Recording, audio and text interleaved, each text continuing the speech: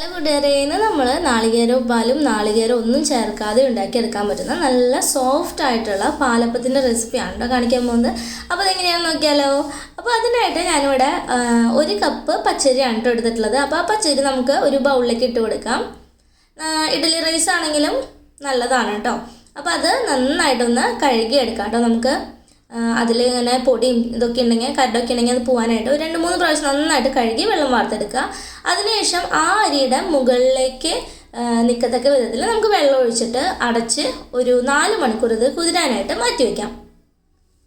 അങ്ങനെ നമ്മുടെ പച്ചരിയെല്ലാം നന്നായിട്ട് കുതിർന്ന് വന്നിട്ടുണ്ട്. ഇനി നമുക്ക് വെള്ളം വാർത്തെടുക്കാം. അതിനുശേഷം നമ്മൾ വെള്ളം വാർത്തിട്ടുള്ള ഈ പച്ചരി നമ്മുടെ മിക്സിയുടെ ജാറിലേക്ക് ഇട്ട് കൊടുത്തിട്ട് മുഴുവനായിട്ട് ഇട്ട് കൊടുക്കാം കേട്ടോ. മുഴുവനായിട്ട് ഇട്ട് കൊടുത്ത് 1/2 കപ്പ് ചോറ്, വെള്ളച്ചോറാണ് ഞാൻ എടുത്തിട്ടുള്ളത്. കാരണം അപ്പോഴാണ് നല്ല വെള്ള കളറിൽ പാലപ്പം കിട്ടുക. അപ്പോൾ 1/4 കപ്പ് ചോറും അതുപോലെ ഒരു 2-3 ടേബിൾ സ്പൂൺ, ഒത്തിരി വെള്ളം കൂടി കഴിഞ്ഞ് കഴിഞ്ഞിട്ടുണ്ടെങ്കിൽ അരയ്ക്കുമ്പോൾ പച്ചരി നല്ല സ്മൂത്തായിട്ട് അരഞ്ഞു കിട്ടില്ല.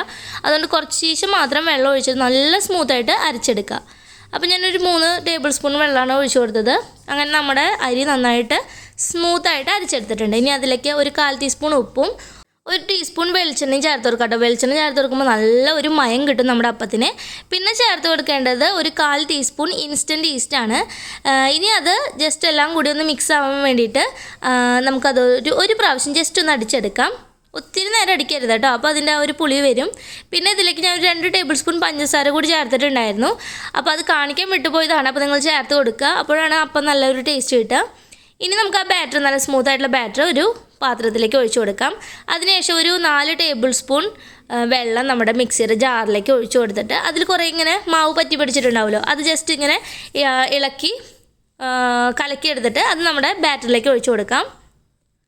അപ്പോൾ നമ്മുടെ ബാറ്ററിൻ്റെ കൺസിസ്റ്റൻസി നല്ല കറക്റ്റായിട്ടുള്ള പാലപ്പത്തിൻ്റെ ആ ഒരു കൺസിസ്റ്റൻസി കിട്ടും. അപ്പോൾ ഒത്തിരി ലൂസും അല്ല, അതുപോലെ ഒത്തിരി കട്ടിയല്ലാത്ത ആ ഒരു പാകത്തിൽ നമ്മുടെ ബാറ്റർ കിട്ടും കേട്ടോ. ഇനി നന്നായിട്ട് ആ ഒരു കയ്യിൽ വെച്ചിട്ട് അത് നന്നായി ഒന്ന് ഇളക്കി യോജിപ്പിച്ച് കൊടുക്കുക. ഇനി നമുക്ക് ഒരു മൂടി വെച്ച് അടച്ചിട്ട് ഒരു 4 മണിക്കൂറോളം നമുക്കിതൊന്ന് റെസ്റ്റ് ചെയ്യാനായിട്ട് മാറ്റി വയ്ക്കണം കേട്ടോ, ഫെർമെൻറ്റേഷന് വേണ്ടിയിട്ട്. അങ്ങനെ 4 മണിക്കൂർ കഴിഞ്ഞു.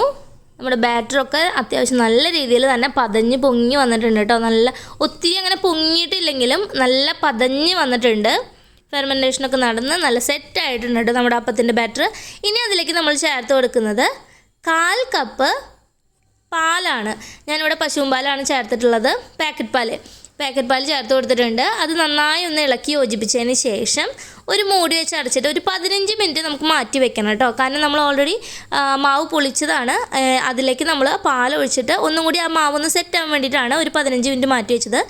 അങ്ങനെ 15 മിനിറ്റിന് ശേഷം നമ്മുടെ അപ്പച്ചട്ടി ചൂടാക്കിയിട്ട് 1.5 തവി മാവ് അതിലേക്ക് ഒഴിച്ച് ചുറ്റിച്ച് അടച്ചു വെച്ചിട്ട് മീഡിയം ഫ്ലെയിമിൽ നമുക്ക് അപ്പം ചുട്ടെടുക്കാം. അപ്പോൾ ഇത്രയുള്ളൂ ഈ ഒരു അപ്പം എന്ന് പറയുന്നത്. വളരെ എളുപ്പത്തിൽ തയ്യാറാക്കാൻ പറ്റുന്നതാണ്. അതുപോലെ നാളികേരപ്പാലൊന്നും എടുക്കേണ്ട ആവശ്യമൊന്നുമില്ല. നല്ല സോഫ്റ്റ് ആയിട്ട് തന്നെയാണ് നമുക്ക് ഈ ഒരു അപ്പം കിട്ടുക. അപ്പോൾ എല്ലാവരും ഒന്ന് ട്രൈ ചെയ്ത് നോക്കുക. ഇപ്പോൾ നാളികേരപ്പാലൊക്കെ എടുക്കാൻ മടിയുള്ളവർ, അല്ലെങ്കിൽ നാളികേരം ചേർക്കാനൊക്കെ മടിയുള്ളവരാണെന്നുണ്ടെങ്കിൽ ഇതുപോലെ നമുക്ക് പാലൊഴിച്ചിട്ടും അപ്പം ഉണ്ടാക്കിയെടുക്കാം കേട്ടോ. നല്ല സോഫ്റ്റാണ്.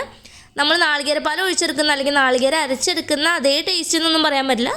എല്ലാത്തിനും അതിൻ്റേതായിട്ടുള്ള ഒരു ടേസ്റ്റും ഇതും വ്യത്യാസം ഉണ്ടായിരിക്കും. അപ്പോൾ ഇത് നല്ല സോഫ്റ്റ് ആയിട്ടുള്ള അപ്പമാണ്. കറിയുടെ ഒക്കെ കുറുമയുടെ ഒക്കെ കൂടെ കഴിക്കാൻ അടിപൊളിയാണ് കേട്ടോ.